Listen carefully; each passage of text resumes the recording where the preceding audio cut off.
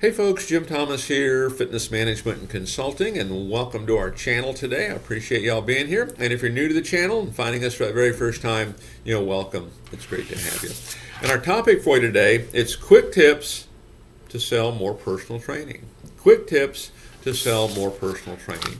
And before we get into our topic today, just a quick reminder, my focus, my mission here in the channel is I want to be able to provide as much information as I can, to as many people as I can, across all regions. And the best way I can do that is when you choose to subscribe to the channel. So if you've not yet done so, please take a moment, hit that subscribe button. We appreciate it.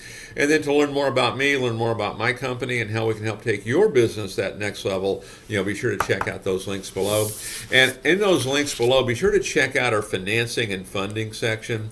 And in addition to providing funding for your business, whether you're a new club startup or whether you're an existing operation, which we can certainly do, but also check out the link for point of sale financing. Our topic today, we're talking personal training. And point of sale financing, this can pertain to membership sales, it can pertain to personal training sales. And just to give you an idea on personal training, say for example, you sold a personal training package, it's $1,000 a month, and let's just say it's a 6-month program, it's a $6,000 package. Instead of waiting on that money every single month, with the financing option, you can get your money today.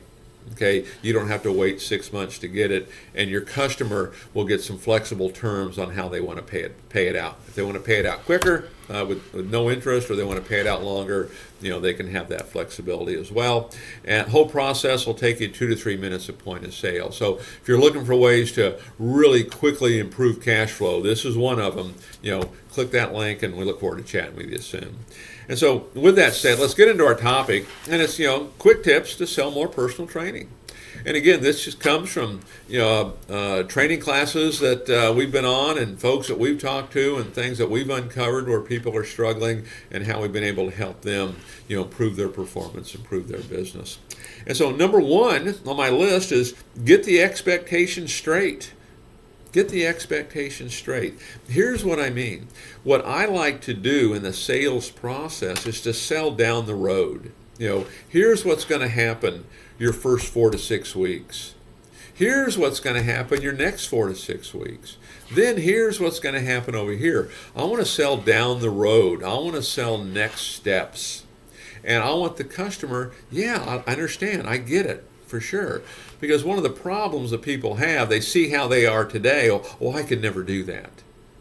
And what we want to do is paint that picture of here's how this happens. Initially you're learning how to use the equipment. Initially you're getting the body and the muscles used to a regular exercise program again. Most importantly, you're getting used to that habit of coming in, on a regular basis. And then over here, here's what's going to start to happen. Get those expectations straight of how this needs to work. Number two, ask all the important questions. Ask all the important questions. How long have you been thinking about losing this weight? What else have you tried? What's the first thing you're going to do when you lose it? Why do you think it's been a struggle? What other trainers have you tried? What did you like? What did you not like? We want to find out as much as we can. And if you don't have a needs analysis, get one. I like the needs analysis just to get the customer's information, but usually on the back side of that needs analysis, I kind of on our side, right? It's kind of like a little cheat sheet for us of just questions that we can ask.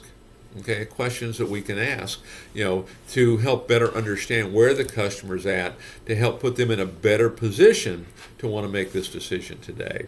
So make sure we're asking all the right questions. Make sure you have a needs analysis. Make sure you know.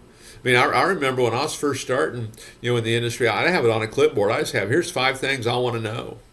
Okay, and I'd always make sure that I asked those, because the more I would ask those, it helped me understand where the customer was and actually give me more confidence in the process while I was doing it. Number 3, nip any objections in the bud. Okay, and you know what the objections are going to be, right? I want to see if I can do it on my own. I want to talk to my spouse. Oh, it's the money. Oh, I want to think about it. You know what they're going to be. Ask questions in advance so that you either eliminate the objection or you take the sting out of it. Okay, And, maybe, the question is, well, Mary, why do you think you've struggled losing weight in the past? Well, I just never been able to stick with it. So, Mary, what you're saying is, you need help in the accountability and the help with doing this on a regular basis. Mary, is that correct? Well, yeah, that's exactly what I need. And so you're trying to take the sting out of, the objection, because they want to get results. Everybody wants to look better and feel better. What we have to be able to do is we have to get value to exceed the price. That's what we're trying to do. So ask questions that will eliminate your objections. Get them out of the way. Okay? And you'll be surprised as you practice this how easy it becomes. But the big message I would give here, don't try to do it all this at once. Start from wherever you're at with whatever you've got. Okay? Let's just start wherever you're at. Doesn't matter where you're at. You're here. Doesn't matter. We're going to start there. And we're going to work our way towards what we're talking about here. Because really, I'm talking to you folks that really struggle with this. Okay? You guys that are doing well, you probably have some things figured out. Number 4, see this one frequently, but sell the benefits, not the features. I jokingly, told someone one time, I went in and did a shop, I did a tour and looked around, and I said, wow, they did everything but tell me how that bike was built. Okay, here's a little homework assignment. Make a list of all the features that go with this. Here's all the equipment we're going to use. Here's all the stuff. Here's my background, my education. What are the benefits?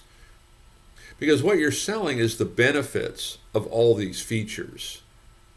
The feature, we're going to meet once a week. The feature, we're going to meet twice a week. The feature, I've got a background in kinesiology. The feature of the gym, whatever they might be. List the benefits. You're selling the benefits. No one necessarily cares about the feature. They don't features. They don't even care about personal training. What they care about is, can I lose the weight? Can I get the results? Can I look better? Can I feel better? Can I live longer? Sell that. Sell the benefits. Talk about the benefits. It's features, it's the benefits of those features, and it's getting back to that powerful why. Why is it important to you to do this? Well, I want to fit into those skinny jeans. I want to get off medication. I'm getting married in the spring. Whatever it might be, okay? But sell the benefits, not the features. Number 5 on my list of quick tips to sell more personal training, present the prices, present your programs based on the information provided. Here's a good rule to follow, and I see this mistake being made, fairly often, is when you get down to showing your programs, don't start talking about things you've not talked about.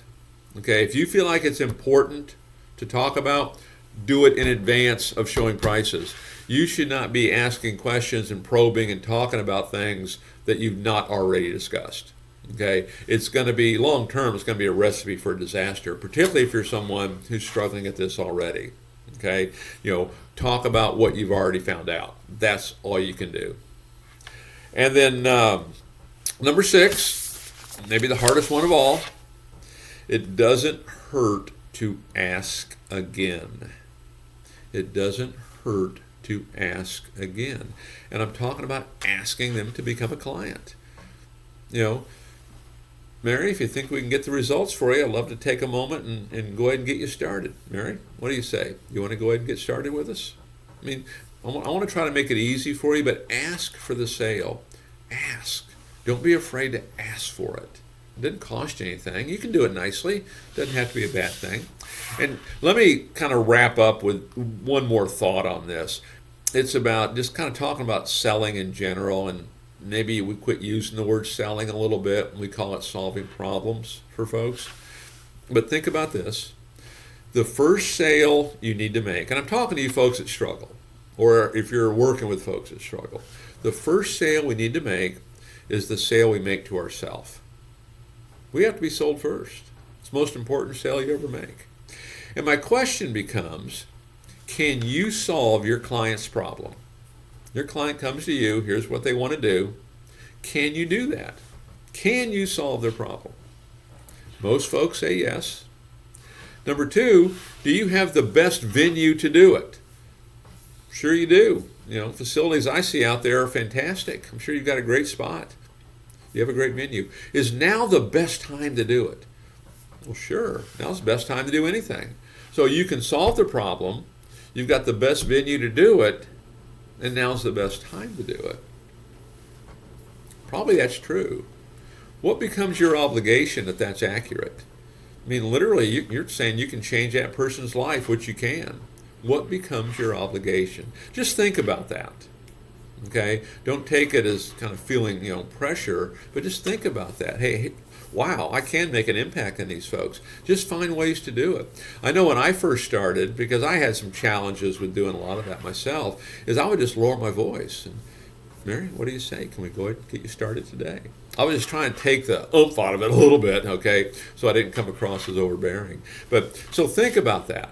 Okay, and because if you can master this, you've got a great career ahead of you, because what the industry needs more than anything else is great people. We need more of them. You can be one of them. Okay, so take these tips, see if they'll work for you. I'd love to hear from you on how they work. Again, folks, appreciate you being here. My name's Jim Thomas. My company's Fitness Management and Consulting, and we look forward to seeing y'all in that next video. But before that, just as a reminder that my focus, my mission here in the channel is I want to be able to provide as much information as I can to as many people as I can, all across the globe. And best way I can do that is when you choose to subscribe. So if you've not done that, please hit that subscribe button.